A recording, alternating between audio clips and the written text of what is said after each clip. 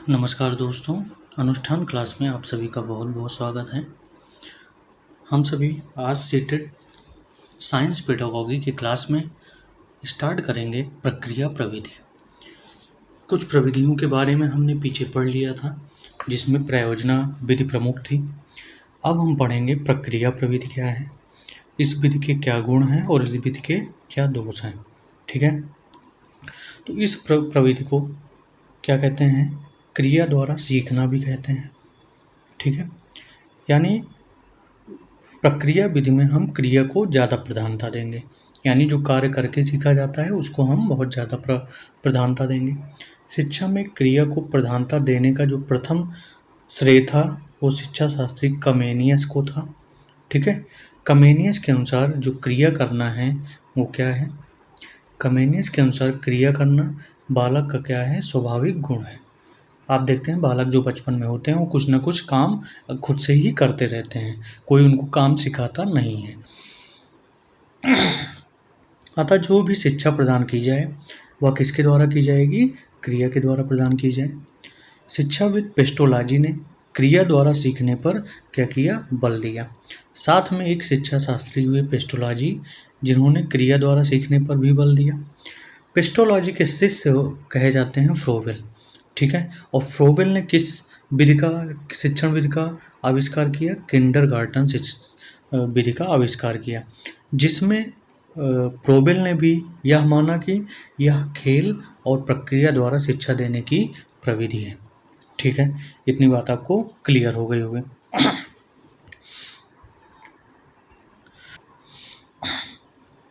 प्रक्रिया विधि द्वारा बालकों के प्रशिक्षण में क्रियाशीलता के सिद्धांत को क्या किया जाता है? स्वीकार किया जाता है। ठीक है, तो इसके अंतर्गत प्रोजेक्ट विधि, मॉन्टेसरी विधि, किंडरगार्टन विधि आदि सभी विधियों किस सिद्धांत के अंतर्गत आएंगी? प्रक्रिया विधि या प्रयोग विधि के सिद्धांत पर काम की जाएंगी। ठीक है, आगे देखते हैं कि प्रक्रिया प्रविधि जैविक एवं भौतिक पर्यावरण विषय के अध्ययन के लिए बहुत ही उपयुक्त प्रविधि मानी जाती है। यानी अगर हमें जैविक सब्जेक्ट पढ़ाना है, भौतिक पर्यावरण पढ़ाना है, ठीक है, या साइंस पढ़ाना है, तो अब उसमें हम प्रक्रिया प्रविधि का प्रयोग बखूबी कर सकते हैं। आगे हम देखेंगे कि प्रक्रिया विधि के गुण क्या क्या गया हैं, कौन कौन सी विशेषताएं प्रक्रिया प्रविधि में शामिल की गई हैं। पहली चीज, प्रक्रिया प्रविधि में बच्चा जो होता है वो करके सीखता है, इसीलिए इस विधि को बाल केंद्रित विधि भी कहते हैं, जिसमें बालक को क्या कहा जाता है? प्रधानता दी जाती है। ठीक है, प्रक्रिया प्रविधि में वस्तुओं के संग्रह, पर्यटन, अवलोकन, परीक्षण के विषयों में विशेष रूप से क्या किया जाता है? विचार किया जाता है। ठीक है, साथ में बालकों में करके सीखने की जो प्रवृत्ति होती है उसको बढ़ावा देती है। ठीक है, अब हम समझेंगे प्रक्रिया विधि के दोष क्या होते हैं। तो प्रक्रिया विधि में स्वतंत्र अध्ययन होने के कारण इसे वास्तविक अध्ययन नहीं हो पाता है। अब प्रक्रिया विधि में दोष क्या है?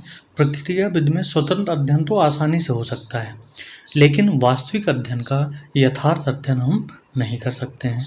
प्रक्रिया प्रविधि बाल केंद्रित शिक्षा पर आधारित है तथा यह शिक्षा केंद्रित नहीं होती है। ठीक है, जबकि शिक्षण में किसकी आवश्यकता होती है? बाल केंद्रित शिक्षा की भी आवश्यकता होती है और साथ में शिक्षक केंद्रित शिक्षा की भी आवश्यकता होती है। अब हम पढ़ेंगे संप्रत्यय प्रविधि। संप्रत्यय प्रविधि क्या है, इसके क्या गुण हैं, क्या दोष हैं, इन सब के बारे में हम डिटेल से अध्ययन करेंगे। पहली चीज़ हम समझते हैं कि संप्रत्यय क्या है, जिसे इंग्लिश में कॉन्सेप्ट भी कहा जाता है। तो कॉन्सेप्ट की परिभाषा विभिन्न शिक्षा शास्त्रियों और वैज्ञानिकों ने अपने अपने तरीके से दिया है। ठीक है, पहले परिभाषा हम देखते हैं बोरिंग, लैंगफील्ड और विल्ड के अनुसार कि संप्रत्यय किसी देखी हुई वस्तु की क्या है? मानसिक प्रतिमा है। संप्रत्यय जो है वो किसी भी देखी हुई वस्तु की क्या है? मानसिक प्रतिमा है। इसको कहा था बोरिंग, लैंगफील्ड और विल्ड। आप देखते हैं कई चीज़ को अगर लगातार देखते हैं तो बोर फील करते हैं, ठीक है। लगातार अगर फील्ड को देखते हैं तब भी बोर फील करते हैं, और वेल्डिंग करते हुए देखते हैं तब भी बोर फील करते हैं। तो इस तरह हम याद कर सकते हैं कि इसके शिक्षा शास्त्री कौन है जिन्होंने यह परिभाषित किया है कि देखी हुई वस्तु की मानसिक प्रतिमा है। तो उसमें हम बोरिंग, लैंगफील्ड और विल्ड को बता सकते हैं। आगे है संप्रत्यय जो होता है, कॉन्सेप्ट जो होता है, वो क्रियाशील ज्ञानात्मक मनोवृत्ति है। ठीक है। कैसा कॉन्सेप्ट कैसा होता है? ज्ञानात्मक मनोवृत्ति होता है। ठीक है। संप्रत्यय, अब दूसरी परिभाषा रॉस ने दी है। क्या इन्होंने कहा है कि संप्रत्यय किसी देखी हुई वस्तु का मन में नमूना या प्रतिमान बनाना क्या कहलाता है? कॉन्सेप्ट बनाता है। और इसको किसने दिया है? रॉस ने। रॉस का मानना है जो वस्तु हम देखेंगे उस वस्तु का मन में नमूना या प्रतिमान बन जाता है। ठीक है। आगे अब हम समझें कि संप्रत्यय को क्रो एंड क्रो ने किस प्रकार से परिभाषित किया है। तो क्रो एंड क्रो के अनुसार संप्रत्यय का जो आधार होता है कैसा होता है? अनुभव वाला होता है। ठीक है। अब समझेंगे हम। संप्रत्यय किसी वस्तु का सामान्य अर्थ होता है जिसे शब्द या शब्द समूहों द्वारा व्यक्त किया जा सकता है। ठीक है। और यह संप्रत्यय का आधार अनुभव होता है। यह परिभाषित किसके द्वारा किए गए है? क्रो एंड क्रो द्वारा। ठीक है। क्रो बार बार क्या करता है? क्राउ क्राउ करता है। तो अब वह अपने अनुभव के आधार पर काउ काउ करता है। ठीक है। इस प्रकार से हम इसको याद कर सकते हैं। अब आगे हम देखेंगे कि संप्रत्यय में और क्या क्या चीज़ें सम्मिलित हैं जो कि बालक के व्यवहार को बदलती हैं या परिवर्तन लाती हैं। तो पहली चीज़ है संप्रत्यय बालक के व्यवहार को निर्धारित करते हैं। कैसे निर्धारित करेंगे?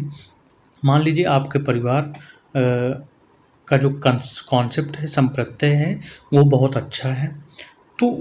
तो बालक भी अपने परिवार के साथ क्या करेगा? अच्छा व्यवहार करेगा। लेकिन अगर आपके घर का माहौल बुरा है या लोग वहाँ पे बुराई ही करते हैं या लोग, तो वहाँ पे वह बच्चा भी लोगों को बुरा ही समझेगा। ठीक है। इतनी बात समझ में आ गई। तो उदाहरण बिल्कुल समझ में आ गया होगा कि उदाहरण के लिए बालक मस्तिष्क परिवार का संप्रत्यय यदि अच्छा है और अनुक्रम विकसित हुआ है तो बालक अपने परिवार अन्य सदस्यों के साथ अच्छा व्यवहार करेगा, यानी परिवार की वह क्या करेगा? इज्जत करेगा। अब हम समझेंगे कि संप्रत्यय निर्माण प्रविधि की विधियां कौन कौन से हैं, इसके चरण कौन कौन से हैं। ठीक है। तो संप्रत्यय का निर्माण करने में बालक को 5 स्तरों से गुजरना पड़ता है। कौन कौन से हैं? पहला है निरीक्षण। ठीक है। पहला निरीक्षण है। दूसरा तुलना है। तीसरा पृथक्करण है। चौथा सामान्यीकरण है। और पांचवा परिभाषा निर्माण है। ठीक है। निरीक्षण में क्या करेगा? निरीक्षण में बच्चा समस्या का निरीक्षण करेगा या किसी वस्तु का कॉन्सेप्ट का निर्माण करेगा। ठीक है। उस कॉन्सेप्ट का निर्माण करने के बाद, ठीक है, वह विभिन्न और जो उसके साथ कॉन्सेप्ट जुड़े होंगे उन सब कॉन्सेप्टों की क्या करेगा? तुलना करेगा। पृथक्करण, छात्र दो संप्रत्ययों की भिन्नता और समानता की बातों को अलग करेगा। सामान्यीकरण, इसमें छात्र किसी वस्तु का संप्रत्यय प्रतिमा का स्पष्ट रूप धारण कर लेता है। जब वह प्रतिमा या संप्रत्यय को मन में धारण कर लेता है तब वह उसका परिभाषा निर्माण करता है, यानी चारों स्तरों से गुजरने के बाद वास्तविक संप्रत्यय का निर्माण किया जाता है। तो वह क्या कहलाती है? परिभाषा निर्माण। ठीक है। आगे अब हम समझें कि संप्रत्यय निर्माण को प्रभावित करने वाले कारक कौन कौन से हैं। तो संप्रत्यय निर्माण को प्रभावित करने के लिए ज्ञानेंद्रिय प्रभावित करती है, बौद्धिक क्षमता, परिपक्वता होनी चाहिए, सीखने के अवसर मिलने चाहिए, समायोजन विधि आनी चाहिए, और अन्य कारक में अनुभव के प्रकार और लिंग और समय आदि भी कारक प्रभावित करते हैं किसको? कॉन्सेप्ट को। आगे हम अगली विधि कल से स्टार्ट करेंगे। तब तक के लिए आप इसी लेक्चर के साथ आप सभी अनुष्ठान क्लास पे बने रहिए। आपको ऐसे ही बेहतरीन वीडियो प्रोवाइड किए जाएंगे। तब तक के लिए यहाँ से इस लेक्चर में विराम दिया जाता है।